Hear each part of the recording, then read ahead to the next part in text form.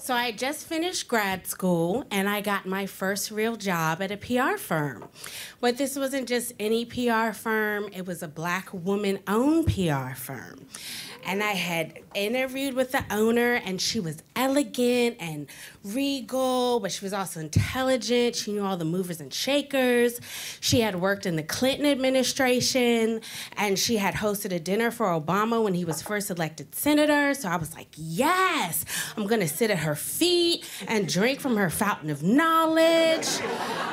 So they had sold it to me as like part admin, part being her assistant, part you'll get to do some PR work. So I was like, that seems fair, right? It's entry level. But I got in and I realized it was like 92% being her assistant, and I was soon starring in my own version of The Devil Wears Prada, but like the Tyler Perry written, directed, all black cast, like over the top, super dramatic. So I was failing miserably at the assistant part, because part of being a good assistant is you have to be able to anticipate your boss's needs. But as soon as I started, she was gone for weeks at a time, so I didn't really know her or, you know, what she needed. And so it was like being an assistant to a ghost who just haunts you through your BlackBerry at all hours of the day, like all hours. And I was not prepared for like the barrage of emails, the 3 a.m. freakouts on a Sunday, because I'm asleep. So by the time I woke up, I'm waking up to like all cap emails, which I think we can all agree is like, bitch, I am yelling at you tone, right? So then she would just like email, she'd like, it'd be a Tuesday at 2 o'clock, she'd be like, I'll be in DC at 5, make me a dinner reservation. I was like, okay, Equinox. She's like, no, not there. And I go, okay, Cafe Milano. She'd be like, no, not there. But she wouldn't give any suggestions, tips. And then there was one time she emailed and she was like, what time is it in Arizona? And I was like, girl, I don't know, but you're in Arizona. So you could like look at your phone, you could ask your neighbor, like, but you want me to Google. Okay, that makes sense. So I was a few months in and I was like, I don't think this is for me.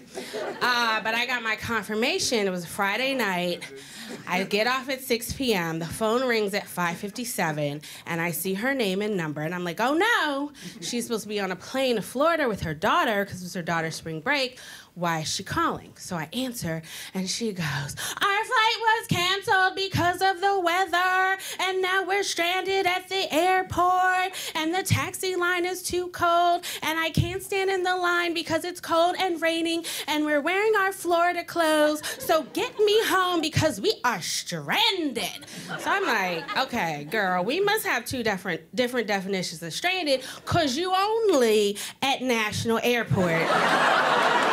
And you live in DC. You're like 8 miles from home. Now, if you had said you were at BWI, I might have given you stranded. If you had said Dulles, I'd be like, oh girl, you stranded. Like nobody's coming to get you. But you are at National Airport. And we shared an office with her father, brother, and sister, so I know there are people in this world, in this city, who allegedly love you. Like, you can't call anybody and say, come pick me up at the airport right quick, right? So she says, call my driver and see if he can pick me up. But this is where she had delusions of Oprah, because she didn't have a driver. She had a favorite car service that she liked to use, and she had a favorite driver, but it was not her driver, right? But I'm looking at the clock, I'm like, I'm trying to get home. All right, let me call him. So I call him, he says, I'm somewhere deep in Virginia. I won't be in the city for hours. I can't even do it. All right, I report back. And she's like, okay, well, I can't stand in the taxi line, so send me a taxi to come pick me up. So I'm like, all right, okay, I can do this because I just want to get home. It's Friday night. So now I'm calling cab companies, talking to dispatchers, saying, hey, can you pick this lady up from National Airport? And they're like, you know it's a taxi line. And I was like, I know, let's not deal with logic right now. Can you just send a driver. So finally, someone's like, yep, we got you, we'll send a driver. Where she's standing, you know, what gate, whatever, where can the person meet her? Let me check. Oh no, her phone died, right? So now the taxi is there and I have no way to communicate with her. And he's like, I'm about to go, there's money to be made. That's fair, right? So now I'm just sitting, waiting, because I can't leave her stranded at National Airport. So finally she gets some juice on her phone, and I was like, your taxi's gone. So she goes, hey, can you call the Park Hyatt and see if you can book me a room for the night? Girl, you live 8 miles from the airport, and you at an airport with the metro station. Like, I don't understand. You want to spend money when you could just, I don't know, get on the train, go home. And so, but she didn't really want to spend money because she was like, see if John Luke is working and you can get me a hookup on the room. So now I'm trying to call the Park Hyatt. And I guess even she was like, that might be a little too crazy, even for me. So she's like, you know what, cancel that Park Hyatt thing. Just get me a taxi. So now I'm back on the phone on the merry-go-round with the cab companies trying to get her a cab. And so finally, all the stars align. The cab driver is there. She and our daughter come outside.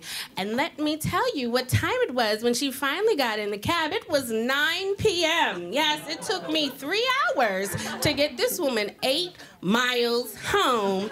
So when I finally left the office, I stopped to the liquor store, then I had to go to the train station, and then, you know, by now it's like a 20-minute wait for the red line. So then as soon as I got home, I started looking for a new job immediately. Thank you.